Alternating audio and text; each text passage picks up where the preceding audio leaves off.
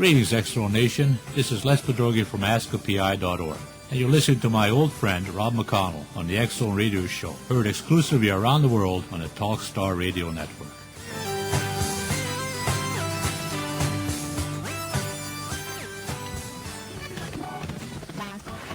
All Hit Radio.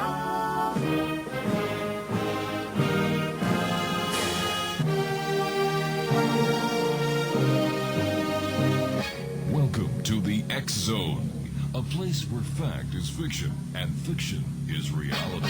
Now, here's your host, Rob McConnell.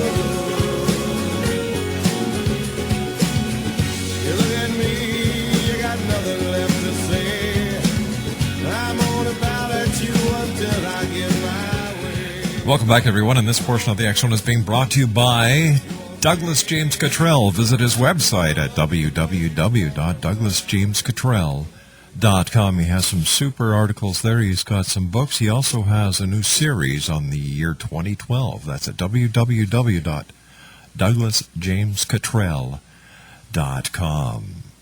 My guest this hour is Dr. Rob MOIR, and Dr. MOIR is an educator, scientist, and activist with a proven history of institutional management and marine policy success. Dr. MOIR has been a leader of citizen science and efforts to clean up Salem Sound and Boston Harbor as president of the advocacy organization Salem Sound Harbor Monitors, Salem Sound 2000, and later Save the Harbor, Save the Bay, and through his appointment by the Secretary of the Interior to Boston Harbor Islands Partnership. He was formerly curator of the natural history at the Peabody Essex Museum, curator of education at the New England Aquarium, and executive director of the Discovery Museums in Acton, Massachusetts. Dr. MOIR was awarded a Switzer Environmental Fellowship from the Robert and Patricia Switzer Foundation and the James Centornio Award for Distinguished Performance in Marine Education by the National Marine Educators Association. He was a Sea Education Association's first assistant scientist to work consecutive voyages of the RV Westward. Dr. MOIR has a Ph.D. in Environmental Studies and a Master's of Science and Teaching from Anatoc, New England Graduate School in Keene, New Hampshire, and a Certificate of Study from the Biological Laboratory in Woods Hole. And Dr. MOIR, welcome to the X Zone.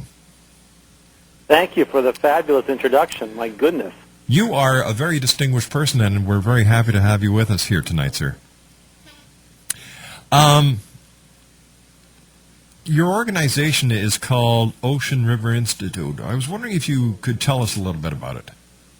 Yes, the Ocean River Institute takes its name from the work of Rachel Carson, who wrote about the ocean a lot and inspired us a lot. And at the end of one of her books, she says that in the end it's the ocean river that flows on forever and ever. And to me, it's talking about there being a system of not just oceans, but oceans connected to rivers, connected to watershed.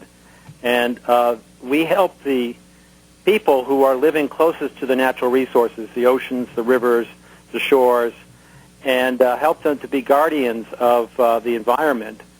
And for that, we take Achilles had a shield that Homer talks about, and Homer said that on the shield was wrought the Oceanus, the ocean river. So it's a kind of a symbol of standing protection. And the Ocean River Institute is not wedded to one location. Instead, we wait to assist groups that have need, and we step in and help them, give them a credit, and then pull back and help out somewhere else. Dr. Moyer, you and I have to take a 2-minute commercial break, sir. We will be right back. Dr. Robert Moyer is our special guest. www.oceanriver.org. That's www.oceanriver.org. 1-877-528-8255 is toll-free throughout the U.S., Canada, Alaska, and Hawaii. My name is Rob McConnell, and this is the X-Zone on the Talkstar Radio Network. If you'd like to give us a call, once again, our toll-free number is 1-877-528-8255. Toll-free throughout the U.S., Canada, Alaska, and Hawaii. Once again, at 1-877-528-8255. If you're interested in sending us an email because you don't want to go offline to make your calls, very simple, xzone@talkstarradio.com. Mind you, you can also send me an MSN message to talkstarradio@hotmail.com. And our websites, www.xzoneradio.com and xzonetv.com. My producer tonight is Melanie, and my chat room moderator at xzonetv.com is Rob in Scarborough, Ontario. To the both of you, great working with you. And we'll be back on the other side of this 2-minute commercial break as we continue with Dr. Rob Moyer, whose website is www.oceanriver.org, right here on the Talkstar Radio Network from our studios in Hamilton, Ontario, Canada. Whatever you do, don't go away.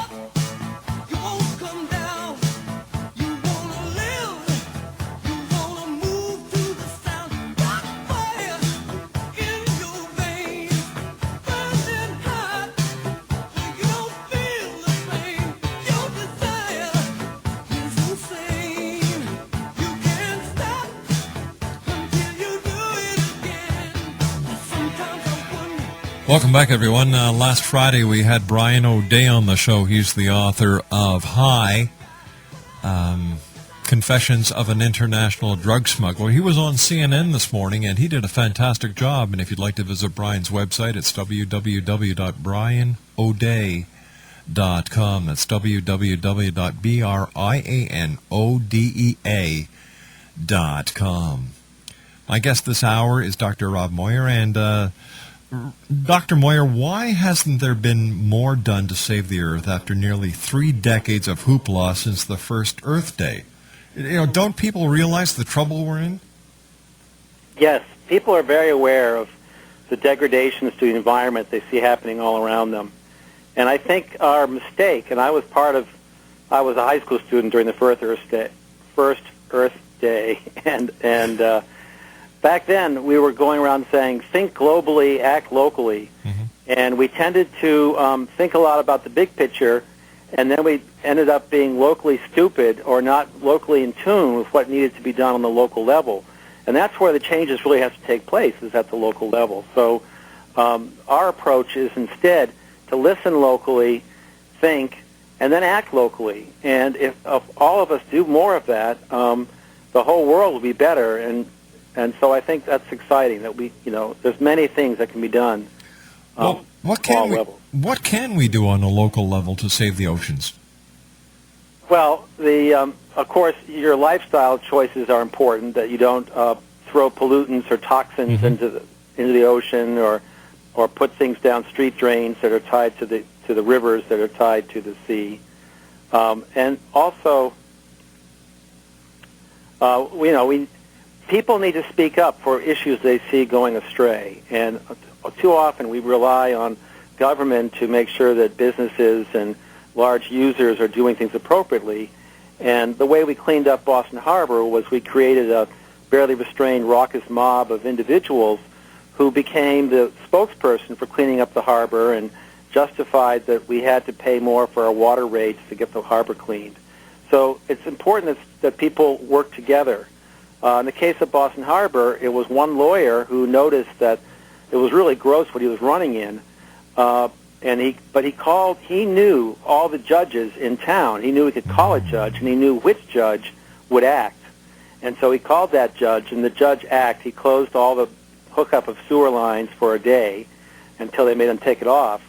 And so that alone wouldn't have done it, except a newspaper reporter took up the cause and publicized it. So it takes a village to save an environment, and it takes good communication.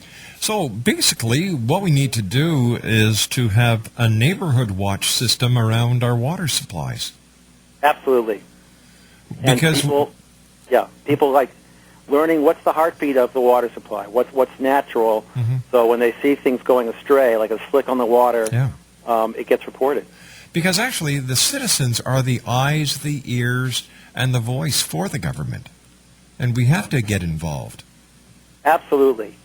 Government responds to its constituents. That's right. And if we're being quiet, then those that need to, other people need to damage the system, saying that it costs them money and they shouldn't have to pay that. And so it's important that people speak up and they bring attention to these, these mistakes or these, misbehaviors.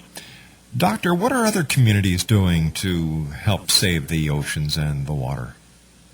The best thing is to just keep your eyes open to what's happening in your community. On Saturday, I was standing beside the Westfield River, which is a cold stream salmon river in Massachusetts. And the locals are upset because they want to build a biomass generator there that will burn wood, which is better than burning oil. But they want to take a lot of water out of the river to cool the generators. And that's fine right now when there's 1,000 cubic feet per second going down the river, but in the fall, the river is very low, and it's very important that that water not be taken out then. And so scientists studied it and testified, don't take the water out, and the government has issued the permit without listening to the scientific reasons. So the citizens are very active right now because it's time to have the government rethink that permitting process and make the power company have available air-cooled systems for their generators during those times they shouldn't take the water. So the key is to be opportunistic and to be aware of what's happening, because other groups will act when it's too late, and then it costs a lot of money to take people into court and stuff. What happens, Doctor, if the water is taken out of the river, and how will it affect the ecosystem? Good question. This particular river is cut down through metamorphic granite rock and so forth. And surprisingly, it's not just in a trough of cement. That the river bottom is porous, and the river is tied to the aquifer, the groundwater next to it. So when the water is very low, water from the ground should seep into the river and cool the river, and the salmon need cold water. And they also need water at all, so taking the water out is detrimental. Also, they're taking out 880,000 gallons a day. Wow. They evaporate that, and they put in 100,000 gallons back in that has got more chemicals mixed in that didn't evaporate, and it's warmer. So this is extremely stressful for salmon, and the state has spent $600 million to help restore salmon to the river, so it would be kind of nice to keep the salmon going there. Now, correct me if I'm wrong, Doctor, but wouldn't that increase in temperature also cause an increase in the algae in the river? Yeah. This is just during the months of August or... oh, I see. When the water's really low. Right. In the springtime, there's 1,000 times more water than they're going to pull out, so that won't be an issue. But that's a good question. I've heard something about a sea lamprey rebellion. Now, aren't sea lampreys the grossest fish in the ocean? They are certainly the grossest fish in the ocean. They are so primitive; they don't have real bones in their body. They just kind of have cartilage stuff, and they're parasitic. They grab onto fish and parasitize them. And in the Great Lakes, they're just the worst thing ever. So the sea lamprey rebellion is talking about sea lampreys that are indigenous to rivers in New England coming in through the Atlantic Ocean, not from Lake Champlain or something. And these ugly lampreys, the males arrive first, and they start moving rocks around the size of a fist, so two lampreys will get on either side of a rock and move it to create kind of a nesting site. And this movement of rocks, the water is shallow and ripply already, and the movement of rocks accelerates the water flowing by, and it gouges out the interstitial stuff that's on the bottom of the river right next to the nest, which makes it better nesting for the bridle shiners and some of the indigenous fish in the river. So the moral of the sea lamprey is that they actually leave an environment better off than they find it. And so the sea lamprey rebellion is the lowly citizens, those of us who have little power in government, standing up to government and saying, listen, government, leave environments better off than you find it. Don't make it worse. How do you see the new administration working for the environment? Well, the new administration is like all administrations. I expect you're asking me about the American administration. Yes, sir, I am. Politicians, governments, they have to respond to the citizens. Yes. If the citizens aren't speaking up, they're not going to do the work. So in the case of Massachusetts, there's this big push for alternative energy sources like biomass generating. Mm-hmm. And they're going to railroad right over some of the environmental protections, just like the oil people used to do. We got to do it quickly, and so people have to stand up and say, no, you have to do it correctly.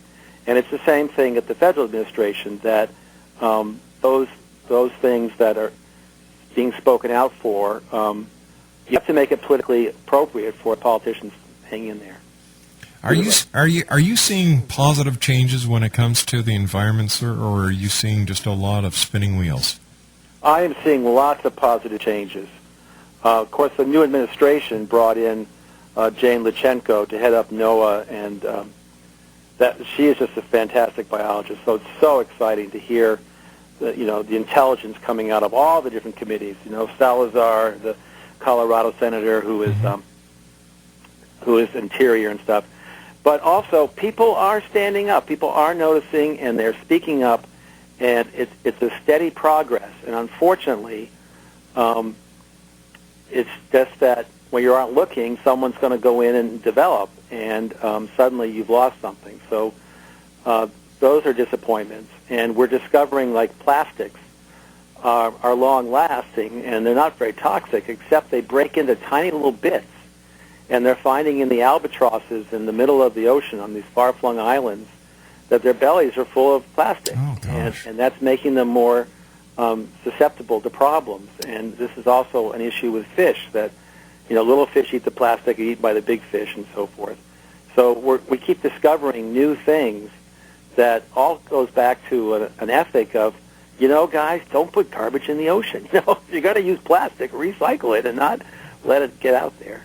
I find it very funny that, well, it's not funny in the ha-ha sense, but funny that the manufacturers who are responsible for plastic haven't come up with an alternative sealing supplier or something else that can bind the product together or protect the product besides plastic, something that is biodegradable.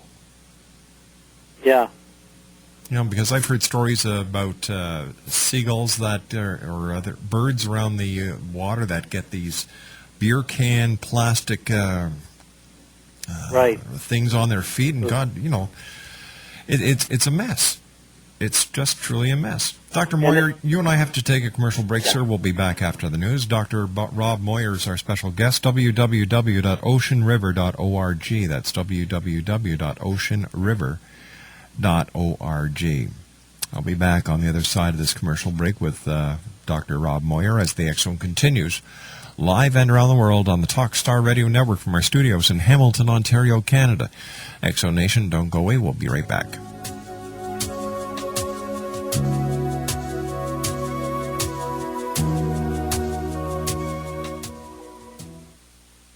How's a pumpkin?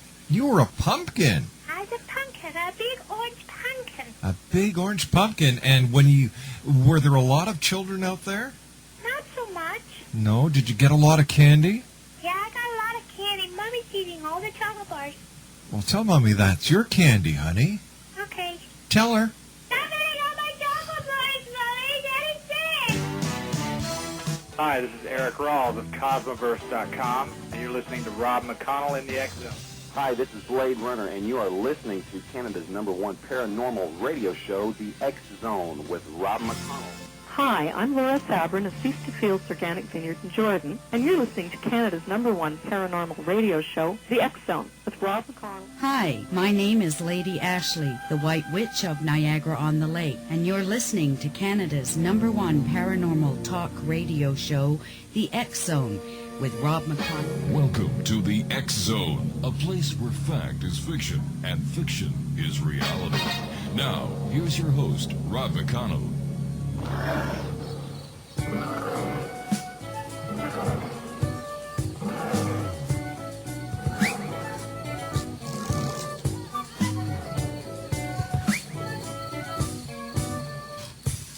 Walking through forests of hungry parchments, scoff at the monkeys who live in their dark tents. Down by the waterhole, drunk every Friday, eating their nuts, saving their raisins for Sunday. Lions and tigers who wait in the shadows, they're fast but they're lazy and sleep in green meadows. Well, that's bungle in the jungle.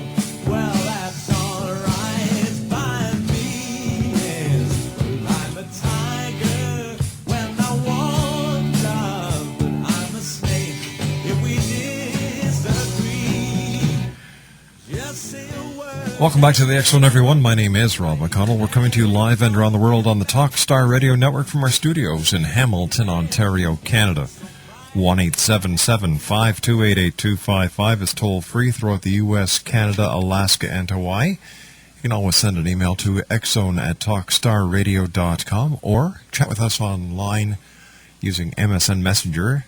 The address is talkstarradio@hotmail.com, and our websites www.xzoneradio.com and www.xzonetv.com. My guest this hour is Dr. Rob MOIR. He's an educator, scientist, and activist with a proven history of institutional management and marine policy success. And Doctor, welcome back to the X Zone. Thank you. Tell me about 350 parts per million CO2 in our atmosphere. Isn't that less than there is already? Yes, that is less than there is already. So before the Industrial Revolution, or when the Industrial Revolution was beginning, we were at 250 parts per million of carbon in the atmosphere. And then with industrialization, the levels went up faster than they would have had there been no industrialization or growth of human activity.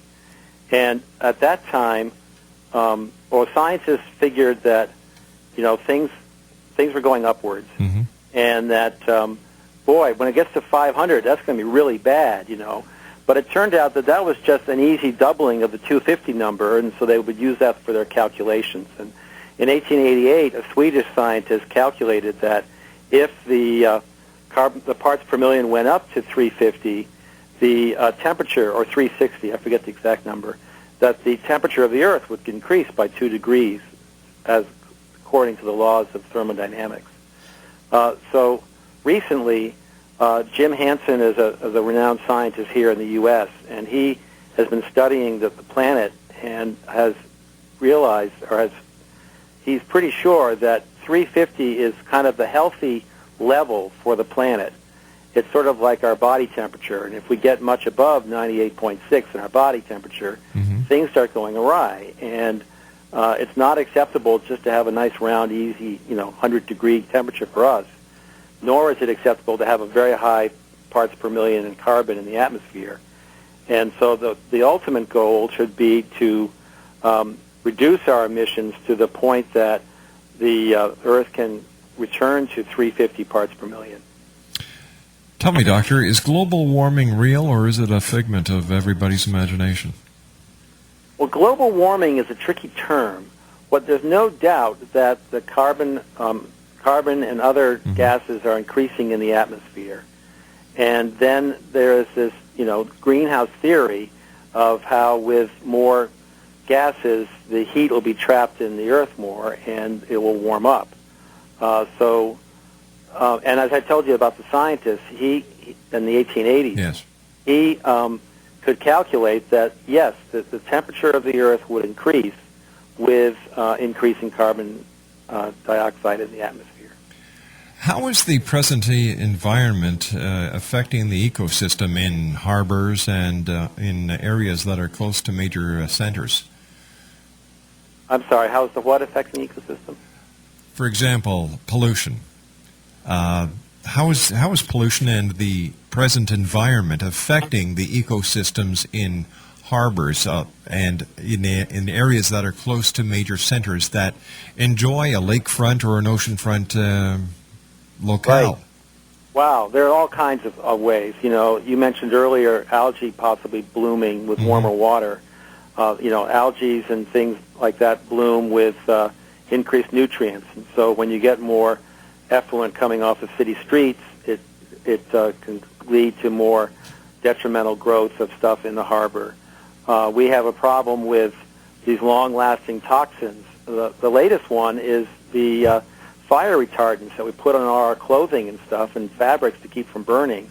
Those don't break down, and as the clothes are rotting in your landfill, the water is carrying that gets through there, or however somehow fire retardants are increasing in the bodies of animals. And there's a number of toxins that when animals consume those toxins, they are stored in fat cells and increase in concentration as you move up the food chain. So Dr. Roger Payne has been walking around talking about how that a swordfish is a 10th level predator. You know, there's 10 levels of food going down from big swordfish to little, to medium, to little, to tiny, to little diatoms. So that a pound of swordfish is going to require 10 to the 6 or 1 million pounds of diatoms to give you that pound of swordfish on your plate. And so those diatoms have toxins in them, and our livers have to clean up those toxins. And 1 million tons of diatoms is like 50,000 dump trucks that we hook our livers to work through the chemicals that are concentrated in that pound of swordfish. So the trick there is I eat seafood, but I recommend eating lower on the food chain to avoid those accumulations. Are there any fish that are facing extinction because of the environment? Yes. I was recently working on the Atlantic ocean fish that the Conservation Law Foundation and other groups have found that this Atlantic wolffish is decreasing in numbers. It's kind of a solitary, ugly fellow that hangs around on the bottom of in caves and on rocky bottoms, and they'll dart out to crunch on a sea urchin or a crab, and they're being actively sought by fishermen, and their numbers are just getting too low, and so we're trying to get them listed as an endangered species. On the other hand, on the other end of the spectrum of fish are menhaden and herring that are schooling fish, and they're easy to virtually vacuum up out of the ocean, and we have to be careful not to take too many. Again, the fish, right now the fish are worried about overfishing, but as the carbon increases in the atmosphere, it infuses into the ocean, and as carbon increases in the ocean waters, it makes the water more acidic. And as it becomes more acidic, it becomes more difficult for the calcium. That's the way we hardwire our bodies, our neurons are with this metal called calcium. And if the water becomes too acidic, then the neural functions of the more primitive or the larval stages of marine life are going to start breaking down. And so that could be a loss of species in that direction. You know, I was talking to a school teacher a couple of days ago, and the schools are trying their best to better teach the kids about the environment, what to do, what not to do, but they're saying there's just not enough funding available for all the programs that are necessary in order to get the kids behind all these projects. No, I thought that was a rather lame excuse, personally. Yes, it is. You know, it's like, all right, we're just going to play ostrich, put our head in the sand, and you guys take care of it. Yeah, no, most school curriculum, especially the science curriculum, has wonderful environmental lessons in it. And the kids that I meet all over the country are very environmental savvy. If only we could put our decision makers into those classrooms. Oh, boy. You know, and it's so frustrating because the kids they know that intuitively what it's bad to throw plastic in the ocean. Mm-hmm. Never mind how long it takes to degrade. It's just bad. And, you know, and so they come up with these ideas, and we're told to go teach the children. And I prefer teaching politicians myself. You know, I go down and teach congressmen and senators in the U.S. government. And I get their attention by, you know, working with them on issues that they want to pass, but explaining to them that if you want to get known as a good candidate, then you have to say you're for ocean conservation, for example. And we did that with a candidate down in Florida, and when he got elected, we helped him get elected through the primary, which was the hard part. And then when he got elected, he immediately stood up against Bush, and he was a Republican himself, and said, don't drill off the coast of Florida. And for a freshman politician to stand against their boss, they've got to have outspoken citizens that have made a promise to do so. So it's very important that children write to their politicians. And, you know, many parents, many adults I know, don't become interested in environments until they have children, and then they're joined at the hip, and all of a sudden, you know. So yeah. That was a fun thing about teaching in a Discovery Museum, was that I would get these parents, because they'd come with the kids, and you could, you know, get the lessons closer to the decision makers than the children. Well, what's the old saying? If you want to teach the parents something, let the kids know. That's right. Yeah. Tell me, speaking about drilling in the Gulf of Mexico, there are vast number of oil rigs. Isn't that just a disaster waiting to happen? I don't know. I don't know the technology of you know, they have oil rigs in the North Sea off Scotland, and they see a lot worse weather up there than in Mississippi, than in the Gulf of Mexico. But then again, I don't know if they build them in the Gulf of Mexico like they build them off the North Sea. The rigs also provide, you know, holdfasts and habitat for marine life, and that can be helpful. They're installing I was talking to the local diving association, and I was telling them they were putting in this liquid natural gas terminal off of Gloucester, Massachusetts, and their eyes all lit up because they wanted to go scuba diving around this thing, and I couldn't tell them that Homeland Security isn't going to like a bunch of amateur, you know, scuba divers going around in there. But because of the fish and the wildlife that these rigs can bring around them, it was attracting the divers. But there seems to be a lot more artificial reefs also being created offshore for divers. Well, yeah. I mean, that's the first time I've heard there are a lot more, but that is what needs to be done. I mean, we have these conservationists like myself saying, you know, don't fish here and don't fish there, but we're not putting in we're not restoring depleted areas so that in the future the fishermen can go somewhere else. I'm actually been contracted by a group of scuba divers in the British Virgin Islands who have an old sailing ship that's 200 feet long, and they would like to sink it as an artificial reef and as a dive site, and they would do it where there aren't corals. It's on a flat bottom, you know, between the coral reefs, and we have to worry about disturbing barrel sponges that are on the bottom, but they seem to have a good site on it. So that's a wonderful win-win situation where you're restoring more habitat for the fish that we all want to eat and catch and stuff, and you're, you know, helping local recreation with diving and stuff.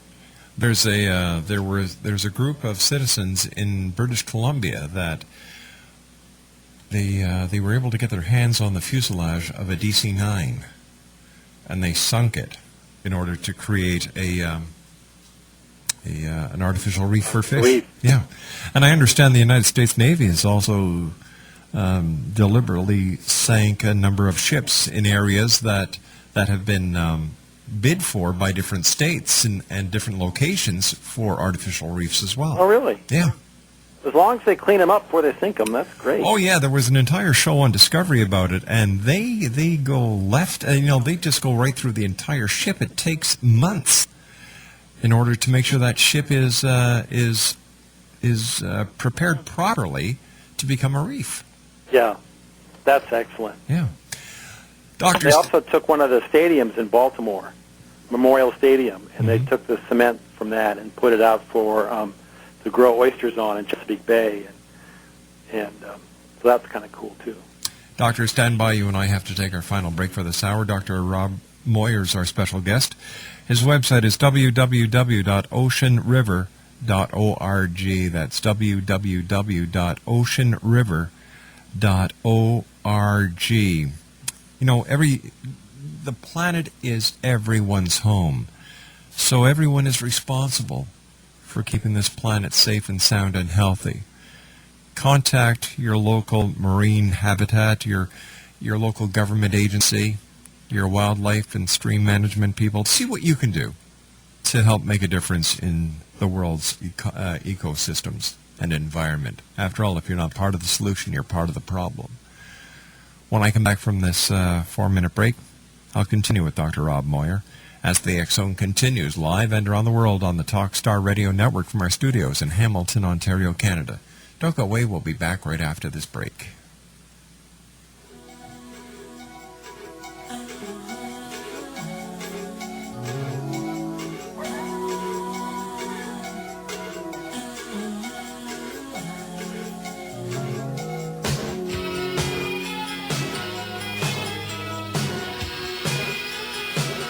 Attention, female dieters.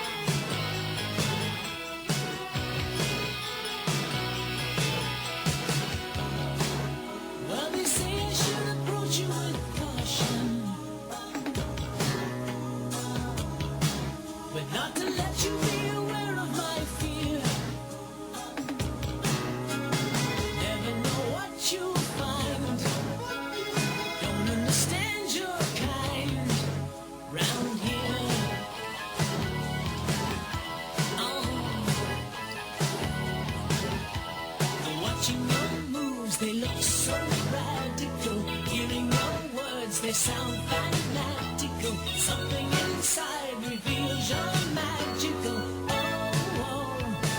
How can I get enough? 1-877-528-8255. Toll free throughout the U.S., Canada, Alaska, and Hawaii. My name is Rob McConnell. Dr. Rob MOIR is our special guest, and I understand that you went scuba diving for the first time in March with a cameraman who worked for Cousteau. Yes. What was it like?